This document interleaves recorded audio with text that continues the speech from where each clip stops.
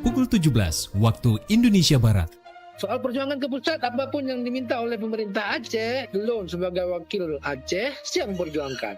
Saatnya kita dengarkan dan kita saksikan Lintas 17. Informasi aktual dari seluruh penjuru Aceh. Kejaksaan Tinggi Aceh menuntut 40 orang bandar narkoba dengan ancaman hukuman mati. Kabupaten Aceh Singkil Provinsi Aceh dengan menyediakan anggaran sebesar 25 miliar rupiah. Inilah Lintas 17 bersama Korwil 17 Banda Aceh.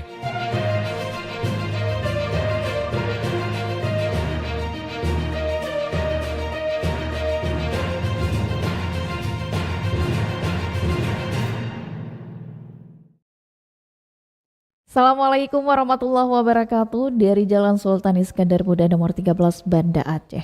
Saya Khaira bersama presenter dari RRI Sekorwil Nusantara 17 Banda Aceh, Loksmawe, Pelabuh, Takengon, Sabang, dan Singkil. Mengantarkan Lintas 17, siaran berita berjaringan menyajikan informasi aktual yang terjadi di berbagai penjuru Aceh. Edisi hari ini Kamis 14 Mei 2026.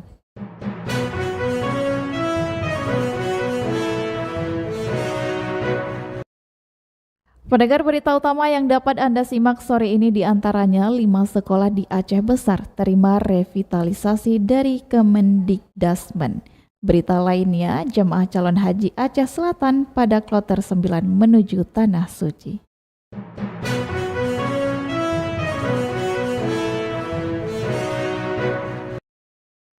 Pendengar, siaran berita berjaringan ini dapat juga Anda akses melalui RRI Digital serta turut disiarkan Radio Muna FM Subul Salam, Merdu FM PD Jaya, Radio Sapa FM, Suara Bujang Salim Loksmawe, Radio Asalam Uwin Araniri Darussalam Banda Aceh, Radio Suara Sabang, Radio Mutiara FM PD, Radio Cempala Kuning Aceh Timur, Radio Sulu Tamiang, serta di relay RRI Radio Rimba Raya.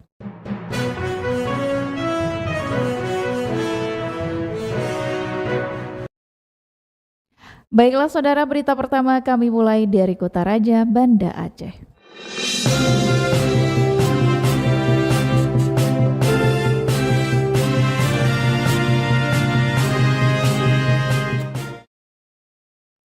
Pendengar, sebanyak 5 sekolah dasar di Kabupaten Aceh Besar menerima program revitalisasi sekolah terdampak bencana dari Kementerian Pendidikan Dasar dan Menengah. Selengkapnya dilaporkan Tisi Maulidia Putri.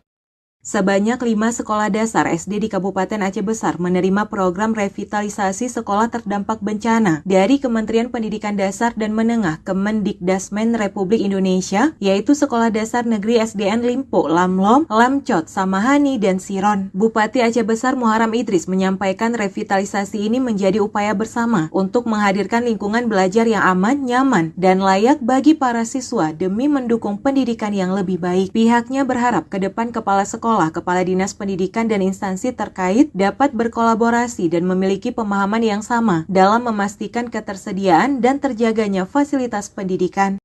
Ada 5, jadi ini yang mendapatkan, dan mudah-mudahan ke depan kepala sekolah bersama kepala dinas dan juga pihak terkait untuk lebih jeli untuk melihat. Tadi saya melihat juga di atas, sekolahnya bagus. Mobilirnya kayak tahun 1945. Jadi ini perlu ada perubahan. Apabila ini selesai direhab, ya, mobilirnya juga harus dikeluarkan dan masuk yang baru. Bupati turut menegaskan komitmennya untuk mendukung peningkatan mutu pendidikan, termasuk dari sisi sarana prasarana yang dibutuhkan peserta didik maupun tenaga kependidikan. Dari Banda Aceh, Tisi Maulidia Putri melaporkan. Dari Kutaraja, Banda Aceh, lintas 17 menuju Samudra Pase, Aceh Utara.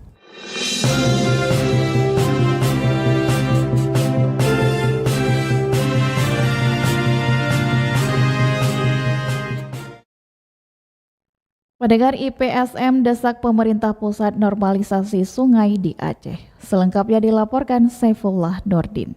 Ikatan Pekerja Sosial Masyarakat IPSM Kabupaten Aceh Utara mendesak pemerintah pusat untuk segera melakukan normalisasi sungai di sejumlah daerah aliran sungai Das di Aceh, khususnya di Aceh Utara kini kian memprihatinkan. Pendangkalan dan penyempitan badan sungai yang meliputi daerah aliran sungai Das Keruto, Das Jambu Ai, Sungai Puto, Sungai Perak dan sejumlah sungai lainnya menjadi ancaman nyata bagi warga terutama saat curah hujan tinggi melanda. Ketua IPSM Kabupaten Aceh Utara Mukhtaruddin menilai lambatnya penanganan pasca banjir pada November 2025 yang lalu disebabkan oleh kondisi sungai yang sudah tidak mampu menampung debit air. Karena kondisi sungai yang berada di bawah kewenangan pusat tersebut umumnya sudah sangat dangkal. Jika hujan mengguyur selama beberapa hari, air akan dengan sangat cepat meluap ke permukiman warga karena daya tampung sungai yang mengecil. Jadi dalam hal ini kami sangat mengharapkan pemerintah pusat untuk sesegera mungkin menormalisasi kegiatan pelaksanaan normalisasi sungai yang ada di seluruh wilayah Aceh yang masuk dalam kewenangan pemerintah pusat. Sungai yang menjadi kewenangan pusat di Aceh itu pada umumnya sudah mulai menyempit dan dangkal. Sehingga pada saat terjadi hujan beberapa hari, ini akan terjadi luapan yang cukup cepat. Mukhtaruddin menyebutkan berdasarkan hasil pemantauan dan analisis timnya di lapangan sejak banjir besar pada akhir November 2025 yang lalu terlihat adanya kekurangan dalam pelaksanaan kegiatan pemerintah di sektor pengairan. Oleh karena itu ia mendesak pemerintah pusat untuk segera melakukan normalisasi sungai. Jika kondisi ini terus diabaikan, masyarakat Aceh khususnya Aceh Utara sangat dirugikan karena akibat banjir setiap tahunnya bisa mencapai kerugian puluhan triliun rupiah. Demikian Seplah Nurdin melaporkan. Pendengar, proses tahapan pemilihan kecil serentak seluruh panitia diminta untuk menjaga netralitas dan profesionalisme. Berikut informasinya disampaikan Albara Maulana. Memasuki proses tahapan pemilihan kecil serentak di Kota Lok Sumawe, seluruh panitia diminta untuk menjaga netralitas dan profesionalisme. Sementara masyarakat diharapkan dapat berpartisipasi aktif serta menjaga situasi tetap aman dan kondusif selama proses berlangsung. Seiring dimulainya tahapan Pilciksung, masyarakat Lok Sumawe juga menyampaikan berbagai harapan. Ahmad, seorang warga Lok Sumawe, menginginkan agar proses pemilihan berjalan jujur, adil dan transparan sehingga menghasilkan pemimpin kampung yang amanah serta mampu membawa perubahan positif bagi pembangunan desa. Selain itu, masyarakat berharap tidak terjadi konflik akibat perbedaan pemilihan. Persatuan dan silaturahmi antar warga diharapkan tetap terjaga meskipun dinamika politik di tingkat kampung meningkat menjelang hari pemungutan suara. Kami sebagai warga menginginkan agar proses terlihat berjalan jujur, adil, transparan sehingga menghasilkan pemimpin kampung yang amanah serta mampu membawa perubahan untuk pembangunan desa kami. Selain itu, masyarakat berharap agar tidak terjadinya konflik akibat perbedaan pilihan dalam pemilihan kecil ini, supaya menjaga demokrasi yang baik dan jujur dan amanah lah. Seperti diketahui, pemerintah Kota Lok Sumawe melalui Dinas Pemberdayaan Masyarakat dan Kampung telah memulai rangkaian tahapan sejak 12 Mei 2026 lalu. Diawali dengan pembentukan panitia pemilihan di masing-masing kampung. Pemilihan kecil serentak tahun ini diikuti oleh sebanyak 47 kampung yang tersebar di 4 kecamatan di Kota Lok Sumawe. Pemerintah Kota Lok Sumawe pun optimis dengan persiapan yang matang dan dukungan seluruh elemen masyarakat, pelaksanaan pemilihan kecil serentak tahun 2026 dapat berjalan lancar, aman, serta melahirkan pemimpin-pemimpin kampung yang berkualitas. Demikian Albara Maulana melaporkan. Pendengar, dari Lok Sumawe kita menuju Melabuh.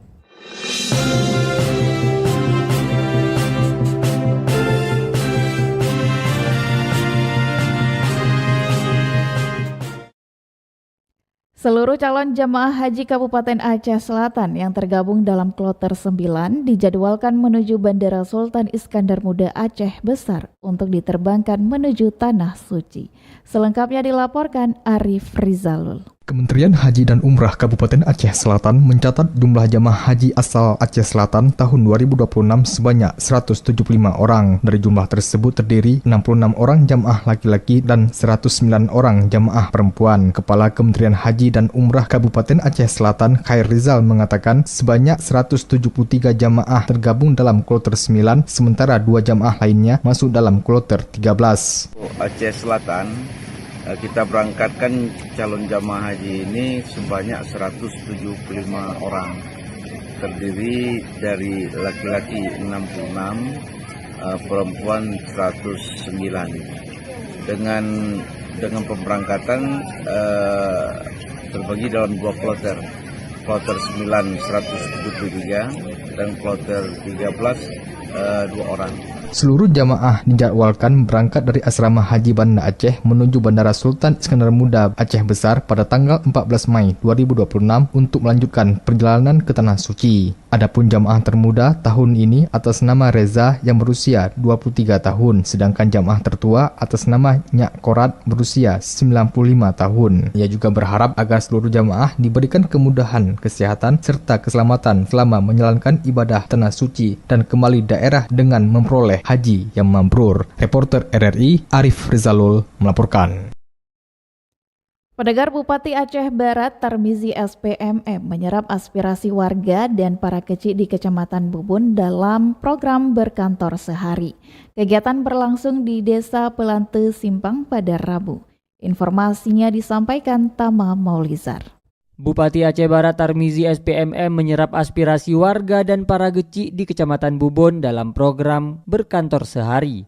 Kegiatan berlangsung di Desa Pelante SP pada Rabu. Dalam kegiatan itu, Bupati Aceh Barat Tarmizi, Wakil Bupati Aceh Barat Said Fadil, dan Sekretaris Daerah Dr. Kurdi bersama seluruh SKPK yang hadir menggelar rapat dengan Camat Kecamatan Bubun beserta seluruh geci gampung di lingkup Kecamatan Bubun. Dalam rapat tersebut, para geci mengutarakan berbagai aspirasi terkait infrastruktur, penanggulangan bencana, pelayanan perbankan, kelistrikan, dan sejumlah aspirasi lainnya. Menanggapi aspirasi tersebut, Bupati Tarmizi mengatakan akan menindaklanjuti dengan sejumlah SKPK yang terkait.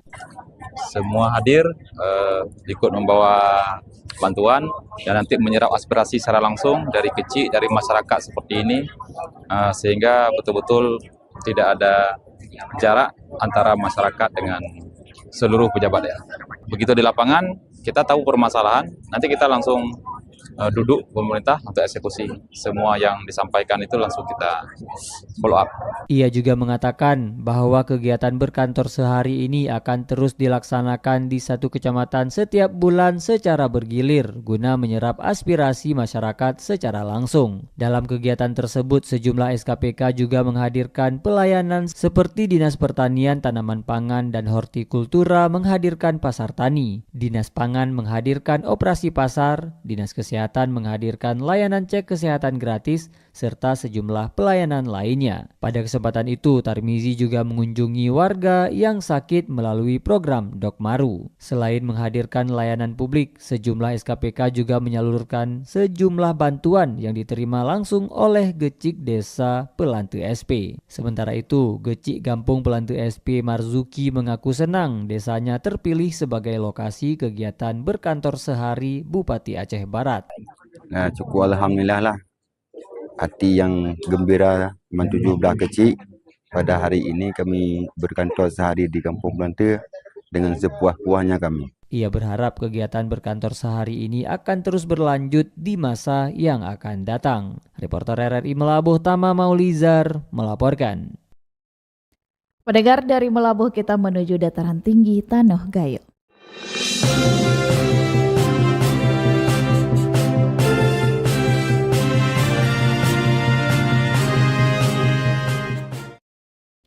Menteri Pariwisata Republik Indonesia Widianti Putri Wardana akan mendukung pemulihan sektor wisata di Kabupaten Aceh Tengah agar dapat kembali bangkit setelah dilanda bencana hidrometeorologi. Laporan Fitra Jayadi.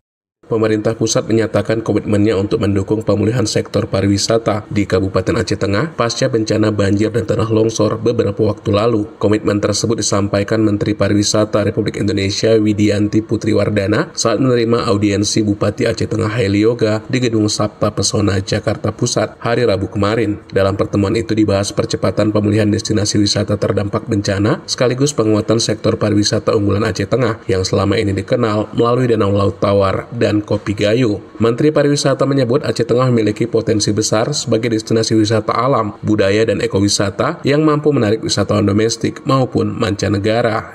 Kami ingin bekerja sama untuk mempromosikan kembali Aceh Tengah dan juga meningkatkan sumber daya manusianya. Kita bisa berkolaborasi untuk melakukan pelatihan-pelatihan di sana dan ingin supaya pariwisata bisa pulih kembali dan meningkatkan ekonomi masyarakat daerah. Sementara itu, Bupati Haileyoga mengungkapkan sektor pariwisata menjadi salah satu penggerak ekonomi masyarakat dengan lebih dari 100 destinasi tersebar di berbagai wilayah. Akan tetapi kini, sejumlah objek wisata mengalami kerusakan akibat banjir dan longsor, sehingga aktivitas wisata sempat lumpuh selama beberapa bulan terakhir. Hari ini kami berada di Kementerian Pariwisata bersama Ibu Menteri dan seluruh jajaran. Kami menyampaikan bahwa tentang beberapa program yang kita butuhkan untuk Kabupaten Aceh Tengah pasca bencana. Tapi terkait tentang Pok Darwis, Desa Wisata, Kampung Inggris, dan beberapa objek wisata yang lainnya, ini perlu kita kembangkan dan harapan kita untuk memulihkan ekonomi di sektor pariwisata. Nah, tentu ada kolaborasi dari kementerian. Aceh Tengah sendiri merupakan salah satu daerah tujuan wisata utama di Provinsi Aceh yang berkembang pesat dalam beberapa tahun ke belakang. Namun kondisinya berubah sejak bencana hidrometeorologi. Pitra Jayadi, RRI Takengon, melaporkan. Pendengar, Kementerian Agama benar meriah akan tingkatkan fasilitas dalam program Masjid Ramah Pemudik tahun depan. Selengkapnya disampaikan Alfi Saharin. Kementerian Agama benar meriah lanjutkan program Masjid Ramah Mudik yang telah berjalan sebelumnya dengan menambah berbagai fasilitas gratis. Kasubag TU Kementerian Agama benar meriah Riyadiansyah mengatakan pihaknya bahkan mewacanakan pelayanan kesehatan bagi para pemudik melalui kerjasama dengan puskesmas atau rumah sakit terdekat. Dalam hal memberikan layanan, mungkin ada pemudik yang kelelahan, sakit.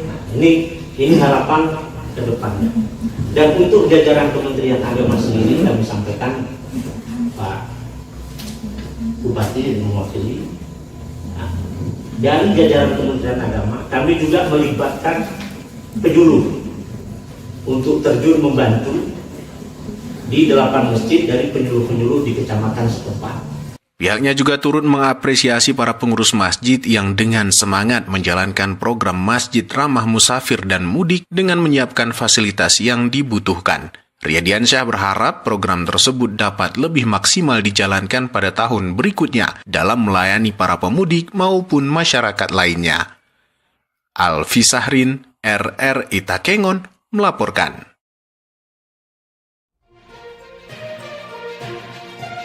Anda sedang mendengarkan Lintas 17 dari Korwil 17 Banda Aceh.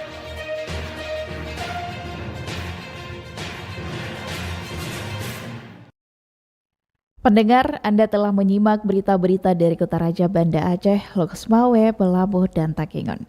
Saatnya kami ajak Anda menuju 0 km Indonesia Pulau W.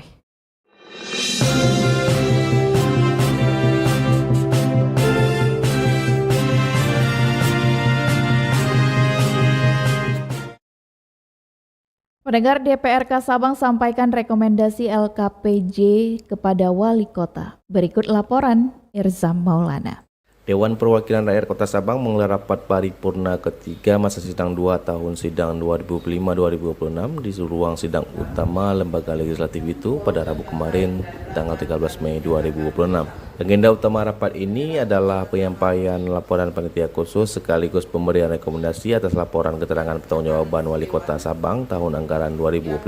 Rapat dipimpin langsung oleh Ketua DPRK Sabang Mahdalena didampingi Wakil Ketua 1 Albina Arrahman dan Wakil Ketua 2 Indah Nasution. Hadir juga Wali Kota Sabang Zulkifli Adam bersama Wakil Wali Kota Suraji Yunus dan Asisten Bidang Perekonomian dan Pembangunan Renaldi Saputra serta jajaran Kepala Organisasi Perangkat Daerah. Ketua DPRK Sabang Mahdalena menjelaskan proses evaluasi telah berlangsung sejak dokumen LKPJ diserahkan secara resmi pada 13 April 2026 lalu. Menurut dia, legislatif tidak hanya menelaah data tapi juga melakukan verifikasi faktual di lapangan. Mahdalena kemudian menambahkan seluruh hasil pembahasan telah dirangkum menjadi catatan strategis di mana dokumen ini berisi saran dan masukan serta koreksi terhadap pelaksanaan pemerintahan, pembangunan dan pelayanan publik. Kemudian dirinya menerangkan penyampaian rekomendasi ini merujuk pada amanat peraturan pemerintah nomor 13 tahun 2019 dan peraturan Menteri Dalam Negeri nomor 18 tahun 2020. Berdasarkan regulasi tersebut, kepala daerah wajib menindaklanjuti rekomendasi legislatif sebagai upaya perbaikan tata kelola pemerintahan daerah. Kemudian DPRK berharap poin-poin yang disampaikan menjadi acuan penting dalam penyusunan perencanaan, penganggaran serta kebijakan strategis pada tahun berjalan maupun tahun anggaran berikutnya. Paripurna kemudian ditutup dengan penyerahan naskah keputusan rekomendasi secara resmi dari pimpinan Dewan kepada Wali Kota Sabang,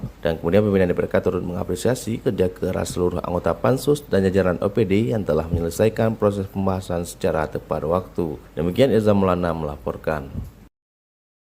Dari 0 km Indonesia, Sabang lintas 17 bergerak menuju kawasan Bumi Syekh Abdul Rauf As-Singkil.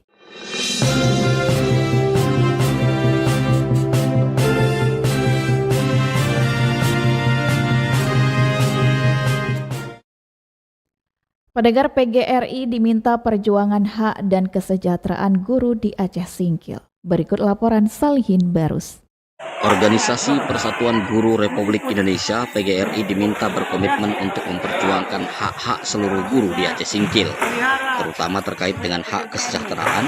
Kemudian PGRI juga diharapkan dapat memberikan perlindungan terhadap guru, serta PGRI diminta untuk dapat memastikan profesionalisme seluruh guru pada saat menjalankan tugas di satuan atau sekolah masing-masing. Permintaan tersebut disampaikan oleh Wakil Ketua PGRI Provinsi Aceh Bakhtiar, sebab menurutnya PGRI merupakan organisasi profesi yang di dalamnya adalah guru, maka PGRI tersebut berkewajiban memberikan rasa aman kepada guru saat di dalam pelaksanaan tugas. Kami menitipkan kepada pengurus dan ketua terpilih PGRI Aceh Singkil, kami mengharapkan untuk memperjuangkan hak-hak guru, terutama kesejahteraan guru. Yang kedua, tentang perlindungan guru.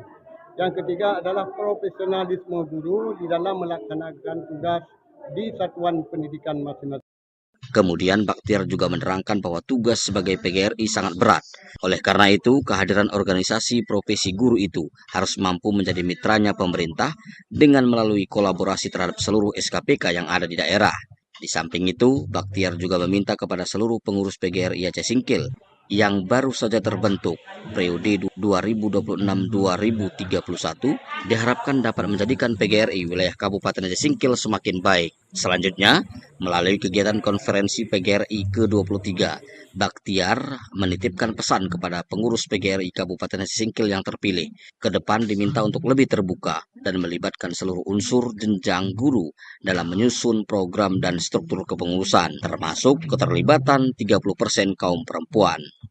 Seperti diketahui, khusus untuk PGRI Kabupaten Aceh Singkil, sebelumnya baru saja melaksanakan pemilihan pengurus PGRI periode 2026-2031. Demikian Salihin Barus melaporkan.